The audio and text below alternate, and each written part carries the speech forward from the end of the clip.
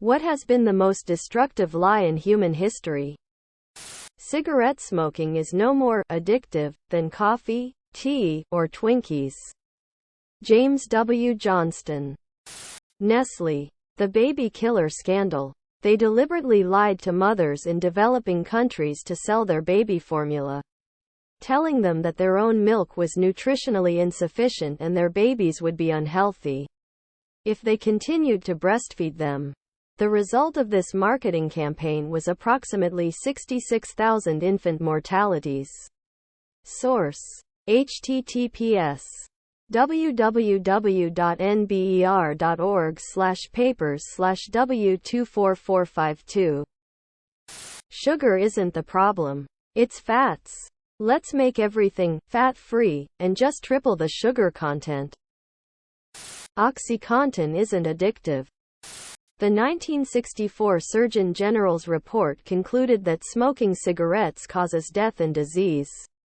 However, in a 1971 television interview, the president of Philip Morris denied the health risks that pregnant women and their babies face, saying that it's true that babies born from women who smoke are smaller, but they are just as healthy as the babies born to women who do not smoke.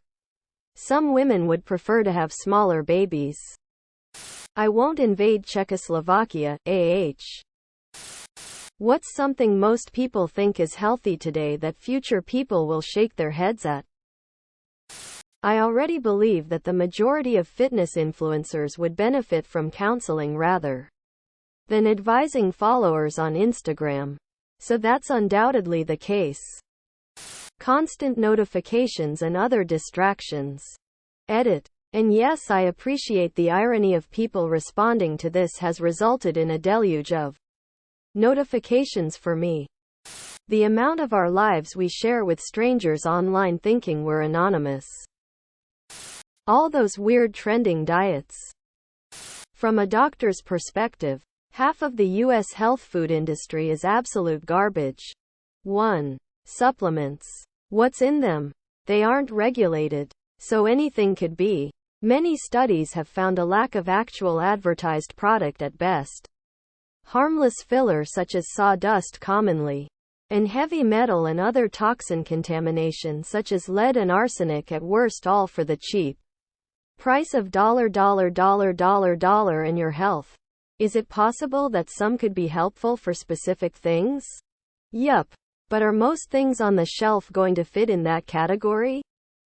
Absolutely not. No. 2. Most diet plans, snacks, products, low in fat but high in sugar? Serving size of 1/4 of what is sold. Contains some mysterious fruit, scientifically shown to combat the laws of physics? A laxative in disguise? Most of these plans are just like get-rich-quick schemes. They are sold to provide a quick path to a healthier and better life. But diet isn't a quick fix. It's a slow combination of everyday habits. Diet culture is a toxic scam, and their advertisements are sickening, both for the lies commonly told and the mental health toll on the targeted audience. Hell, most of the good choice food items at the grocery could be considered unhealthy processed garbage. 3. Fruit juice. Despite what Steve Jobs believed, fruit juices are pure sugar in a glass. Calories with limited nutrient content and a high glycemic load. 4. The way we teach physical activity. We use sports as a competition and filter kids out, only supporting the best of the best financially and through school programs, but the reality is that team and club sports can keep people active and engaged in their communities for life. This is healthy. If we can foster low-level skill sports for everyone, we will have healthier and happier communities. Except for maybe American football. That shit will give you brain injuries. Edit. That pre-workout your friend swears by? It's probably caffeine and some protein powder. Some of them may contain amphetamine analogs and other stimulants. The special formulations and vitamins they say they have, if actually present, are usually ineffective amounts or mischaracterizations of studies anyway. Drink an Americano and eat a diet full of vegetables. nuts, and beans, and you'll be good to go. Social media. I'm being super hypocritical, but we're gonna look back on social media today the same way our parents look back on the time they smoked and said, yeah, everybody smoked back then. It really wasn't a big deal. Yeah, we knew it wasn't good for you, but we still did it anyway. No, we didn't think of it as some sort of addiction. We just did it because that's what people did back then. What's the creepiest thing you've ever witnessed? Driving on the interstate late at night. Road was decently foggy, so visibility was somewhat reduced. In this distance there was a light waving back and forth through the fog in the middle of the road, slowly getting more pronounced as I got closer. I got close enough to then see that it was a guy waving his phone flashlight to alert oncoming traffic. Right in the area past him was 2 cars that had just crashed, and bodies all over the road. No first responders there yet or anything. Just carnage and a man flashing a light. This is a bit of a different take on creepy. When I was about 12, I accidentally went off-piste on a ski run and got a bit lost. I found myself on a flat expanse. I skied in the direction of a massive board that I assumed was a sign offering directions, but the lettering was on the other side. When I got around to face it, it was a danger sign warning people not to go near the lake due to thin ice. This is Australia. It's not cold enough to produce reliable ice. I realized I could have simply disappeared and perhaps no one would ever have found out what happened to me. Went to bed in a hotel room with the balcony door open because it was hot. Had a bad dream of a guy in a red checked shirt peering into the room, entering, and eating an ice cream at the end of the bed. When I woke up, I discovered a half-melted banana-colored ice cream between the bed and the wall. I was the sole witness to a murder. I've told this story before. I was in a Jeep with the top down, waiting for 2 guys on the sidewalk to stop arguing. One guy pulls a shank out of his sock and stuffs it, stiff-armed, into the other guy's eye. The crunch was sickening. He took off. I ran up. Blood was spurting out of the dude's face onto the sidewalk in spurts. Long story short, dead by the time the ambulance showed up. I was going to testify in court, but the other dude pled guilty and got 20-ish years, I believe. It was a long time ago. Not long enough for me to forget that sound though. Being a kid witnessing my dad going through alcohol withdrawals.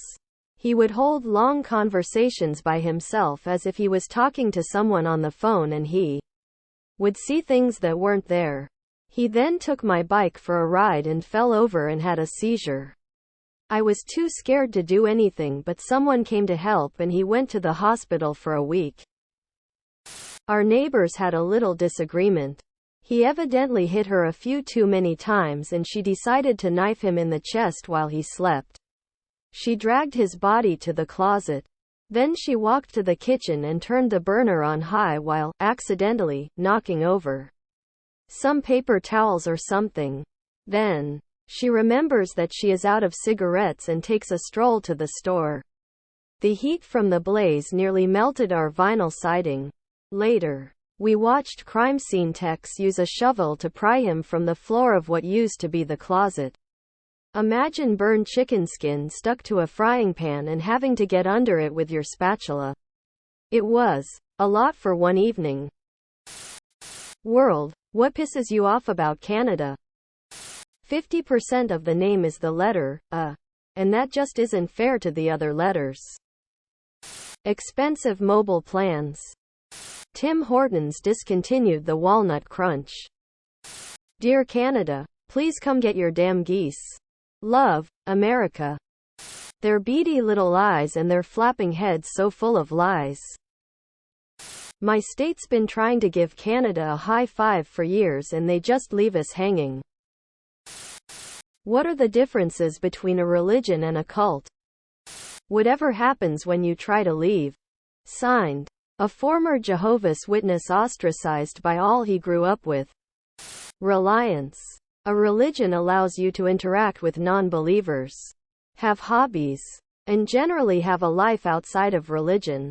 Essentially, you can be your own person. Cults want none of that. In a cult, your entire life and being should be centered around it. No friends who aren't in the cult. No media that isn't directly produced by the cult. No having a life outside of it. You should be completely unable to live without its influence. The BITE model is used to determine if something is a cult or not. BITE stands for behavior control, information control, thought control, emotion control. If enough sub-points in these categories are fulfilled, then it's a cult.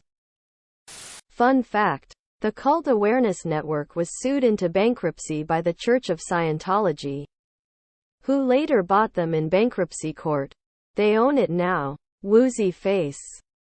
The way I understood was that religion was open while a cult was secretive. Wine versus Kool-Aid. Subscribe, my brothers.